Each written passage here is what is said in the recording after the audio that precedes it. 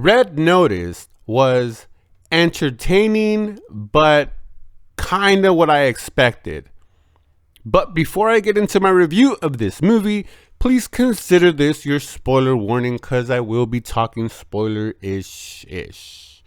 And yes, I remember watching the trailer and being, wow, we got Black Adam, we have Wonder Woman, and we have Deadpool all in one movie.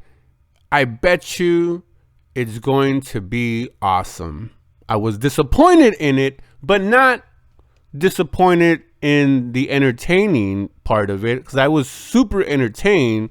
But Ryan Reynolds, though I love his revival, I love the way he's branded himself, and he's basically taken Deadpool character and made millions out of it now because everything he's doing is just Deadpool. And maybe it's just because of his voice or the way that he did his natural acting style. Now, if you remember Ryan Reynolds acting before Deadpool, hasn't changed.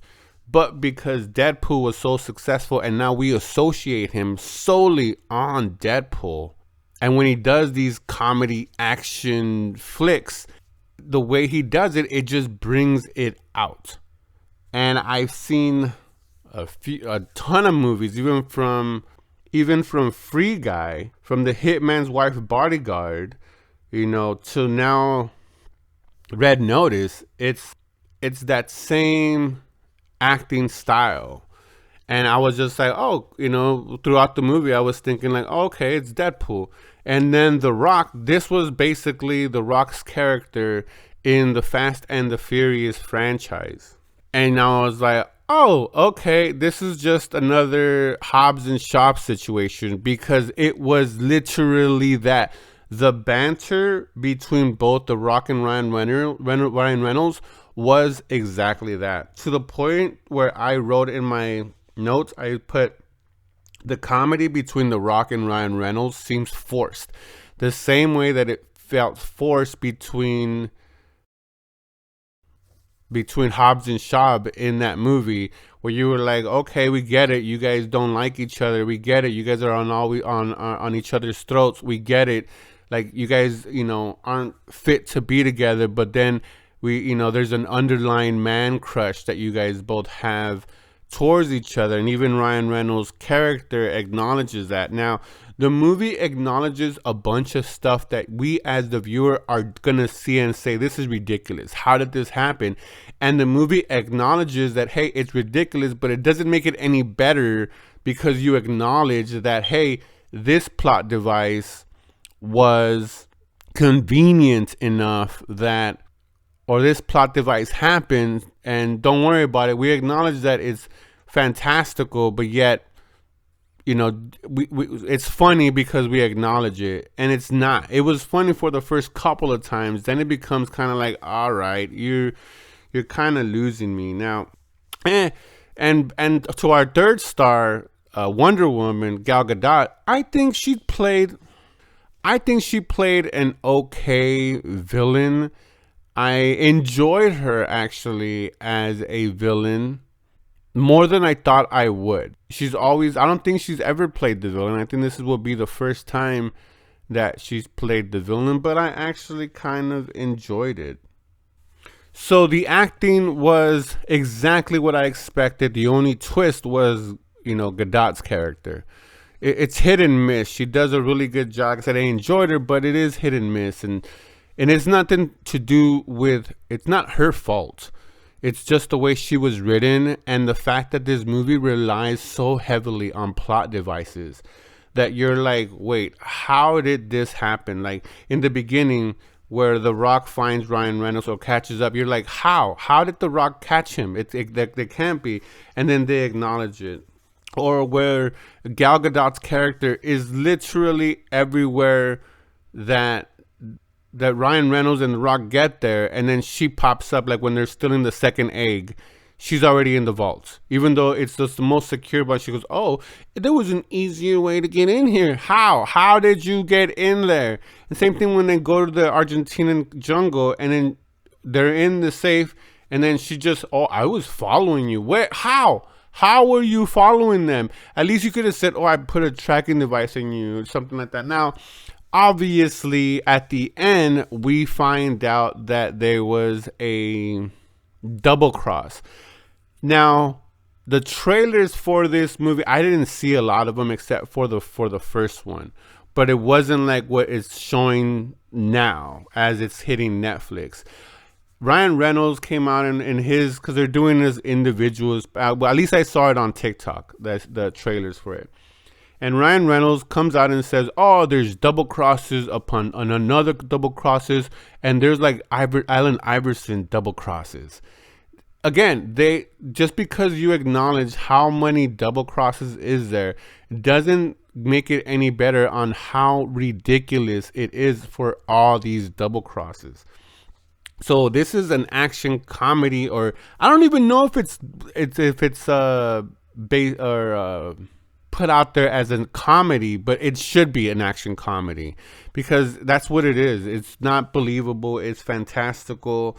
Again, the whole plot devices to keep this thing moving is just like ridiculous and again unbelievable and just way too double crosses. There was a point where they use Hitler's car, you know, in his bunker, and they fly out of the waterfall, and you're like, oh, okay, the movie's over. They escaped, and they're gonna form some kind of partnership or friendship, but they're still gonna probably, you know, The Rock's gonna probably take both of them to jail, and that's it. Now, maybe it's to the movie's credit where they take a different turn, but that was a good place to end. When it continued, like this movie keeps on going, and you're like, oh, okay, here comes the ridiculousness. And then they end up putting like Ed Sheridan, which was funny when he's getting hauled up and he goes, I'm Ed Sheridan, I'm Game of Thrones, blah, blah, blah. And I was like, okay, that was kind of funny, but it was kind of goofy. The whole movie was kind of goofy. And it started off great. You had the ancient alien narration about the eggs and stuff. And I was like, oh, look, they even got the guy from the ancient alien narration. And I was like, all right, because I'm a huge nerd for ancient aliens. And then the score from, you got the score was awesome. It was epic. It was super grandiose. And it should be because it's from the composer. I butcher his name, but it's Steve Jamblaski or whatever. And he's the one that does the Transformer soundtrack, and I love those scores. Those for a while, I just used to listen to those all the freaking time. Just so epic, so heroic, and he does a great job in this. And I was so stoked for it, but then it just divulged into this goofy mess. Entertaining, the pacing's great. No issues with that. It's just that the way they wrote Ryan Reynolds is just Deadpool. The way they wrote The Rock is just, you know, from Hobbs and Shaw. The relationship between both of them is Hobbs and Shaw, basically. And Gal Gadot, though she does an admirable job in doing the villain role, I think she was underwritten and underutilized. And she should have been more in the movie, if that makes sense, as opposed to just focusing on The Rock and, you know, Ryan Reynolds, and then just having her pop up like, hey, I'm in this movie too, and look at this, and, you know, what, and I'm so brilliant. And again, we find that at the end that she's working with The Rock, and that's why, you know, she knows so much. But even in that, knowing that Ryan Reynolds is the number 2 best thief and is going up against these, you know, tag team of thieves that he would have found out. Like, I just don't. He's just presented too smart in the beginning to not have a hint that this was going on. But I'll still give this movie that it was super entertaining. Again, I laughed.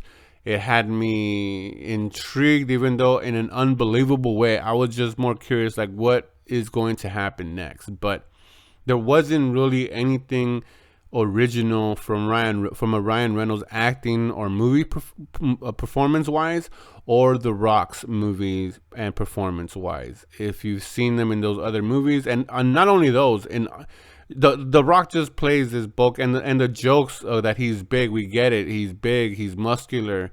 Every movie has to make a point of letting us know that The Rock is big. We have eyes, we could see it. And this is not hating on The Rock. I love The Rock. Like I said in my Jungle Cruise review, I enjoyed this movie, and I enjoyed every movie that he's been, no matter if it's been Rampage, San Andreas, everything,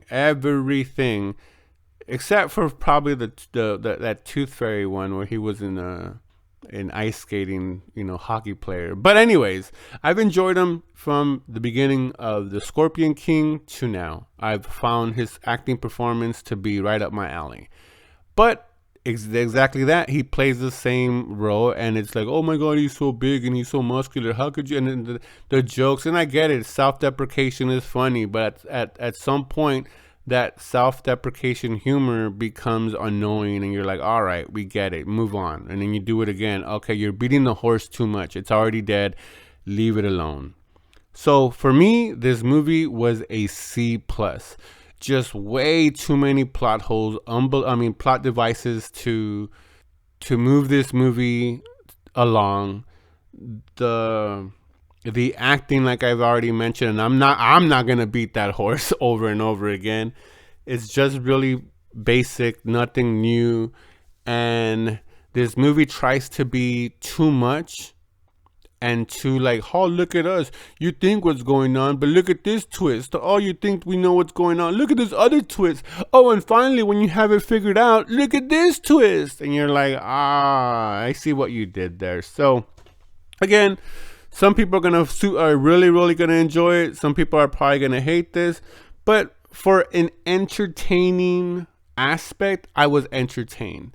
From a movie critic's aspect, it leaves a lot to be desired, and that's why I gave this movie a C+.